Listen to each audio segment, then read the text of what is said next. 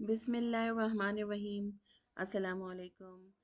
Last video में हमने next JS में राउटिंग देखी थी। हमने ये देखा था कि कोई भी पेज बनाने के लिए लेट सपोज आपको डैशबोर्ड का पेज चाहिए, यानी लोकलहोस्ट 3000 स्लैश डैशबोर्ड। तो आपको क्या करना पड़ेगा, डैशबोर्ड का फ़ोल्डर बनाना पड़ेगा और उस फ़ोल्डर के अंदर आपको एक फ़ाइल रखनी पड़ेगी पेज डॉट JSX, या अगर आप टाइप स्क्रिप्ट के साथ यूज़ करें तो page dot TSX। Page dot JSX में सिंपल जो रिएक्ट में आप फंक्शन बनाते हैं, एक्सपोर्ट डिफ़ॉल्ट फंक्शन, आपने डैशबोर्ड का ही नाम रखना है, डी कैपिटल होना चाहिए बिकॉज ये फंक्शन है। और इसको आप कॉल भी करेंगे और वो रिटर्न कर रहा होगा कोई भी HTML। तो अभी मैंने जस्ट सिंपल एक लाइन लिखी है, तो पेज और TSX में जो भी लिखा होगा वो ही आपके ब्राउज़र में नज़र आएगा। अगर डैशबोर्ड के अंदर मैं ये पेज डॉट JSX उड़ा देती हूँ पेज की फ़ाइल, तो यहाँ आपको ब्राउज़र में वो राउट नहीं मिलेगा, 404 आएगा। जैसे कि ये मेरा कंपोनेंट का फ़ोल्डर है जो कि एम्प्टी है, अभी इसमें कुछ भी नहीं है। तो अगर मैं यहाँ कंपोनेंट्स लिखती हूँ तो ये 404 पे चला जाएगा। क्यों? क्योंकि उस फोल्डर के अंदर जब ये जाएगा तो उसको पेज की फाइल नहीं मिली। तो इसी वजह से तो पेज डॉट JSX वो एक फाइल है जिसकी वजह से आप चीज़ों को ब्राउज़र में देखते हैं। अच्छा, अब हमने एक चीज़ और देखी, वो ये कि जब भी हम डैशबोर्ड के पेज पे गए लेट्स सपोज, तो यहाँ पर आपको उसकी चीज़ें दिखी। फिर आपने सेटिंग्स का पेज इसके अंदर ही एक बनाया था, तो वो भी आपने देखा, तो वहाँ मिल गया। अब मैं चाह रही हूँ कि कोई ऐसी कॉमन चीज़ हो, हेडर, जो तीनों पे नज़र आए और उस हेडर में लिंक्स हो इन दोनों पेज के, मुझे बार बार यहाँ से क्लिक करके ना जाना पड़े। जो भी कॉमन स्ट्रक्चर होगा आपके वेबसाइट का, जैसे कि जो हेडर होता है, जो साइड बार होता है, अगर और फुटर होता है, ये कॉमन चीज़ें होती हैं जो हर पेज पे सेम होती हैं किसी भी वेबसाइट की। तो उन चीज़ों को आप बनाने के लिए क्या करेंगे यहाँ पर। अच्छा, अगर मैं लेट सपोज रूट का जो आपका पेज है वो तो यहाँ से आ रहा है, जो ऐप के अंदर पेज की फाइल है। अगर मैं यहाँ हेडर बना देती हूँ, 4-5 लाइन का मेरा हेडर है, उसमें नेव बार आ गई, उसमें लिंक्स आ गए कुछ, वही मैंने कॉपी करना है तो वही मैं डैशबोर्ड के पेज की फाइल में रख दूंगी, वही मैं फिर सेटिंग्स में भी जाके उसकी पेज की फाइल में रख दूंगी। तो क्या हो रहा है कि एक ही कोड को हम बार बार यूज़ कर रहे हैं। तो नेक्स्ट जेएस में 13 वर्जन में आपको क्या करना है कि ये इस तरह हर फाइल में रखने की ज़रूरत नहीं है। उन्होंने आपको एक और फाइल दी है, लेआउट डॉट JS या TS। तो लेआउट की जो फाइल है वो आपकी कॉमन फाइल्स को हैंडल कर देती है। अगर आप इसको देखें तो ये देखें, इसमें पहले से कुछ आपको कोड मिल रहा है और देखें यहाँ पे एग्जैक्ट मेटा डाटा भी आपको मिल रहा है, जो यहाँ पे आके आप टाइटल और डिस्क्रिप्शन आप इसको चेंज कर सकते हो। तो ये वो फाइल है जो हर पेज के साथ लगी हुई है।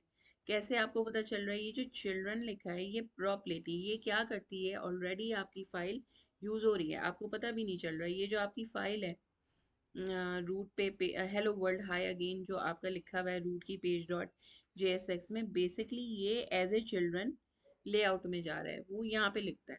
तो जो भी आप पेज लगाते हैं वो बेसिकली यहाँ आके वो लग जाता है। तो अगर मुझे यहाँ हेडर बनाना है तो उसका मतलब मैं अगर यहाँ पर आकर एक अपना हेडिंग बना देती हूँ, हेडर लेट सपोज अभी स्मॉल सी हेडर बनाते, दिस इज द हेडर। तो ये मुझे यहाँ दिखना शुरू हो गया, फिर यही हेडर मुझे हर पेज पे दिखेगा, दिस इज़ द हेडर। और इवन नेस्टेड राउट्स में भी दिखेगा वो। तो ये मुझे हर पेज पे दिख रहा है। तो इसका मतलब ये है कि लेआउट में जो भी कॉमन स्ट्रक्चर है वो हमारे यहाँ जाएगा। अच्छा, हम यहाँ हेडर में जो एक हेडर बना रहे हैं प्रॉपर, वो हम एक कंपोनेंट बनाते हैं और उसको यहाँ कॉल कर लेंगे कि हम नहीं चाह रहे कि यहाँ पर बहुत सारा कोड एक साथ जो है वो इसको फाइल को डर्टी करे। तो हम कंपोनेंट के अंदर आते हैं और एक हेडर की फाइल या फिर नेव बार की फाइल, जो भी आप इसको कह लें, मैं इसको हेडर कह देती हूँ। हेडर डॉट JSX में आए, फिर हमने यहाँ पर सिंपल RAFCE लिखा, तो आपको ये हेडर की फाइल इसने खुद ही बना के दे दी। तो अब अच्छा, अब हमने यहाँ क्या करना है कि बनाने हैं लिंक्स। हम बार बार पेजेस पे जा रहे हैं, स्लैश डैशबोर्ड यूआरएल बार में लिखते हैं और फिर स्लैश डैशबोर्ड स्लैश हेडिंग, तो हमने यहाँ लिंक्स बना देने हैं। अच्छा, लिंक्स जो है वो यहाँ ए टैग के जरिए नहीं आते, क्योंकि ये आपका क्या करता है, पेज रिफ्रेश कर देता है।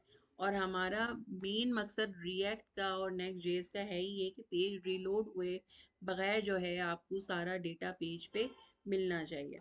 तो उसके लिए हमें कंपोनेंट नेक्स्ट जेएस ने दिया है और वो है लिंक, कैपिटल एल, लिंक, जो कि नेक्स्ट जेएस से आ रहा है। आप एंटर करें तो खुद ही ऑटो इम्पोर्ट ऊपर हो जाएगा। अच्छा, कोशिश करें कि रिएक्ट ऊपर रहे और नीट एंड क्लीन रहे और बाकी सारी चीज़ें नीचे हों।